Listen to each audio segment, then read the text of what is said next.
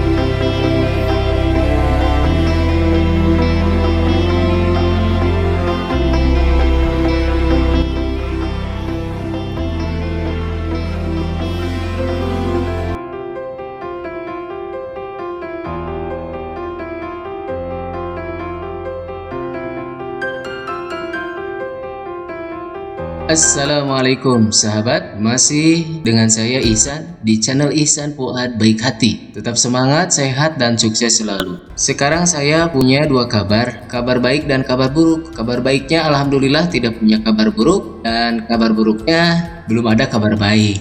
Baiklah sahabat, video kali ini membahas Asmaul Husna yang dipelajari siswa kelas 5 SD. Setiap makhluk yang ada di langit dan di bumi dimatikan dan dihidupkan oleh Allah Subhanahu wa Ta'ala. Sebagaimana makhluk hidup lainnya, manusia mengalami hidup dan mati. Tetapi keistimewaan manusia yang Allah berikan ialah dia mati dan hidupnya dua kali. Seorang muslim meyakini bahwa manusia itu mengalami dua kali mati dan dua kali hidup, karena Allah Subhanahu wa Ta'ala berfirman, A'udzubillahi minasyaitonirrajim, qalu rabbana amatana snataini wa ahyaitana snataini fa'tarafna bizunubina fahal ila khurujim min sabil.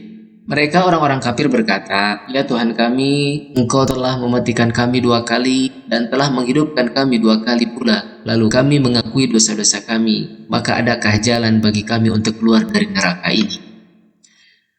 Berdasarkan ayat tersebut, nanti di akhirat setelah orang-orang kafir itu merasakan azab Allah yang sangat pedih, mereka baru menyadari kesalahan bahwa tidak mau beriman kepada Allah dan tidak meyakini adanya hari akhir.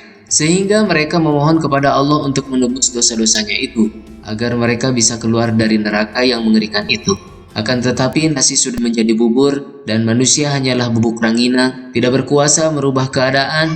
Maka sesuai dengan janji Allah, bahwa Allah tidak akan menyalahi janjinya, bahwa neraka disediakan bagi orang-orang kafir, akhirnya mereka pun kekal di dalamnya. Kapan manusia mengalami mati dan hidup dua kali itu? Mati yang pertama adalah ketika manusia dibentuk, belum menjadi bentuk. Zat dari unsur tanah. Ya, seperti makanan yang dimakan, semuanya dalam keadaan mati. Seperti nasi yang dimakan itu kan mati. Lauk pauk, sayur mayur, buah-buahan, kangkung, sambal, ayam goreng, termasuk cireng, cilung, cimol, itu semua masih saudara. Semuanya itu masuk perut dalam keadaan mati. Makanan itu dari unsur tanah. Setelah masuk ke dalam perut, makanan itu diproses menjadi zat yang lain, menjadi energi, menjadi daging, tulang, kulit, rambut, kuku, ya yang diserap tubuh itu semuanya unsur mati. Ada yang menjadi sampahnya, ampas, lalu dibuang keluar, keringat, kotoran, air kencing, dan lain-lain. Nah, dari makanan itu ada juga yang menjadi bakal calon manusia, ini masih mati. Di laki-laki namanya spermatozoa, di perempuan namanya sel ovum. Bila mereka bersatu maka menjadi zigot. Maka zigot ini yang akan menjadi bakal calon manusia. Itulah mati yang pertama. Nah, jadi nanti calon manusia itu akan membesar di dalam rahim sang ibu. Setelah itu baru menjadi hidup yang pertama kalinya. Itu ketika Allah meniupkan ruh ke dalam rahim itu 120 hari. Setelah hidup itulah baru manusia mengalami mati lagi. Yang ini disebut mati kedua. yaitu ketika manusia dicabut ruhnya di muka bumi itu, mati dan dikubur. Manusia istirahat sejenak di alam kubur, alam barzah. Tetapi bukan kuburan ya. Kuburan hanyalah tempat di bumi dengan ukuran 1 kali 2 meter persegi. Jadi beda ya. Alam kubur itu pintu gerbang menuju kehidupan akhirat. Manusia di sana akan menunggu kiamat datang. Nah, nanti setelah terjadi kiamat, barulah manusia akan dibangkitkan, dihidupkan lagi oleh Allah Subhanahu wa taala untuk dimintai pertanggungjawaban amal semasa hidupnya di dunia. Dan ini disebut hidup yang kedua, kehidupan akhirat. Inilah kehidupan yang sebenarnya, karena hidup di sini abadi, tak akan pernah mati lagi. Maka dialah Allah Subhanahu wa taala yang mematikan dan menghidupkan itu. Allah Al-Mumit Al-Hayyu. Selanjutnya Al-Qayyum. Al-Qayyum artinya maha berdiri sendiri dalam mengatur dan mengurus semua makhluknya di langit dan di bumi, yang tidak memerlukan bantuan dari yang lainnya. Dia yang terus-menerus mengurus tanpa pernah henti. Manusia itu jangankan mengurus orang, mengurus dirinya sendiri saja tidak bisa. Manusia hanya bisa makan dan minum. Makanan di dalam perut itu siapa yang atur? Yang ini jadi gizi, yang itu jadi keringat, jadi ampas. Siapa yang atur? Allah yang atur. Maka dialah Al-Qayyum yang terus-menerus mengatur tanpa henti. Belum lagi dalam kehidupan sehari-hari, harus dibantu dengan orang lain. Contoh dalam urusan minum saja, manusia itu butuh bantuan manusia lainnya. Belum lagi airnya itu dari mana? Manusia tidak bisa membuat air.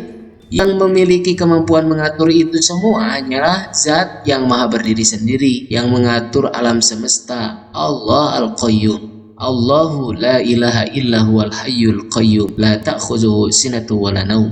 Allah, tidak ada Tuhan yang berhak disembah melainkan Dia yang hidup kekal, lagi terus-menerus mengurus dan mengatur makhluknya, tidak mengantuk dan tidak pula tidur.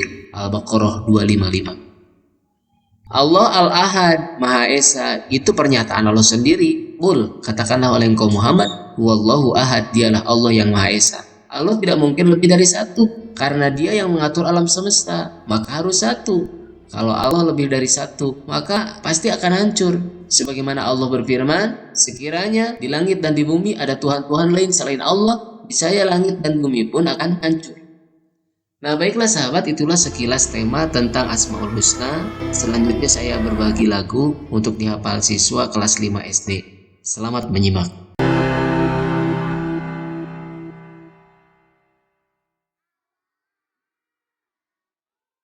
Sembilan puluh sembilan, itulah Asmaul Husna. Mari kita mengenalnya, bertanda orang beriman. Allah Maha mematikan, Al-Mumit itu namanya.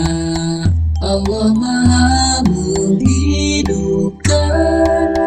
Al-Hayyu itu namanya. Allah namanya Al-Qayyum, Maha berdiri sendiri. Allah Al-Ahad artinya Allah itu Maha Esa. Allah namanya Al-Qayyum, Maha berdiri sendiri. Allah Al-Ahad artinya Allah itu Maha Esa. Allah itu